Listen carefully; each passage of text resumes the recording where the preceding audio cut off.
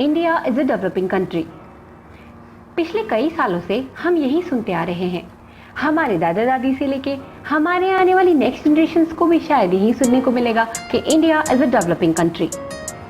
Let's clear it now. India हमेशा ही एक developing country बना रहेगा जब तक हमें एक सवाल का जवाब नहीं मिलता।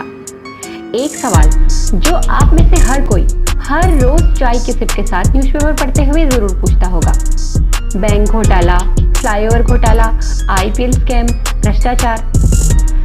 आज हर कोई इन टॉपिक्स पे बात करता है, लेकिन जब इनमें बदलाव की बात आती है तब कोई भी इस बारे में बात नहीं करना चाहता। But today I will ask you a question. Please comment your answer if you would like to mention something. अगर पॉलिटिक्स एक जॉब है तो इसे ज्वाइन करने के लिए क्वालिफिकेशन की जरूरत क्यों नहीं है? कुछ कहते हैं कि वे पॉलिटिशियंस बन के देश की सेवा करना चाहते हैं, तो फिर उन्हें सेवा के बदले सैलरी क्यों दी जाती है? Why I am saying this? Just go through the record and you will find it. India में टोटल 5,79,092 VVIPs हैं, जिनको Indian government luxury house, cars, Z+ सुरक्षा जैसी सर्विसेज फ्री में प्रोवाइड कराती है। और बाकी कंट्रीज के आंकड़ों के according it's approx only 250 VVIPs पर कंट्री, जिसमें अमेरिका, चीन, जापान और अन्य डेवलप्ड कंट्रीज शामिल हैं। Why there is a huge difference? Just because of scam and corruption? हर कोई जानता है कि पैसा किसी देश की स्थिति को बदल सकता है। इन पैसों को देश के infrastructure, better education system, hospitals और आर्मी फोर्सेस को बढ़ाने के लिए यूटिलाइज किया जा सकता है। लेकिन एक्चुअल में इन पैसों का उपयोग कहाँ हो रहा है? उन वीआईपीज को एक शानदार लाइफ देने में, जिन्हें इस देश के विकास की कोई परवाह ही नहीं है।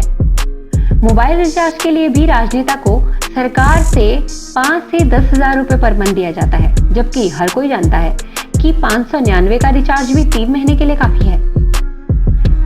ये तो सिर्फ एक छोटा सा उदाहरण है इन वीवीआईपीज पे होने वाले फालतू खर्चों का, और ये सब फैसिलिटीज उनको जॉब के साथ ही खत्म नहीं होती हैं। कुछ नेताओं की फैमिली को लग्जरी होम की फैसिलिटीज उनके सर्विस खत्म होने के बाद भी मिलती रहती है, और सिर्फ इसलिए कि वो एक पॉलिटिशियंस के परिवार के हैं। और आम आदमी को तो ये तक नहीं बताया जाता कि इस कोविड-19 महामारी के चलते कितना डोनेशन पीएम केयर फंड में किया गया है। ये सब पर्सनल तो नहीं है। केयर फंड का यूज कैसे और कहाँ किया गया है, ये सब पब्लिक के लिए ट्रांसपेरेंट होना चाहिए।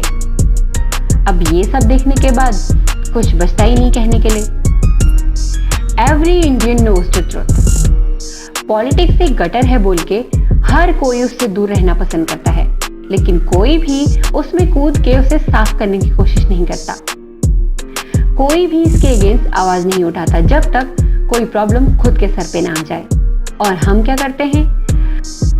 हम हर 5 साल के अंतराल पे किसी ऐसे व्यक्ति का चुनाव करते हैं जो अपनी आने वाली पीढ़ी के लिए कमाना चाहता है, ना कि देश के विकास के लिए। ऐसी बहुत सी कंट्रीज हैं जिनका नाम डेवलप्ड कंट्रीज की लिस्ट में आता है, तो फिर इंडिया क्यों नहीं? That's why we all want a proper system which should be managed properly. Like Auroville.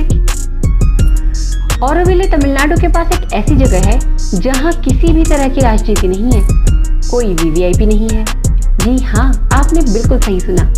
ये जगह किसी भी सरकार द्वारा नियंत्रित नहीं है। ये जगह एक ऐसा कॉन्सेप्ट है जो लगभग 60 देशों द्वारा मिलकर एक नए सिस्टम को डेवलप करने के लिए बनाया गया है, जहाँ पे कोई धर्म, कोई जात पात नहीं और ना ही किसी भी प्रकार की राजनीति है। सभी के लिए इक्वल सैलरी, चाहे वो डॉक्टर हो या फिर मजदूर।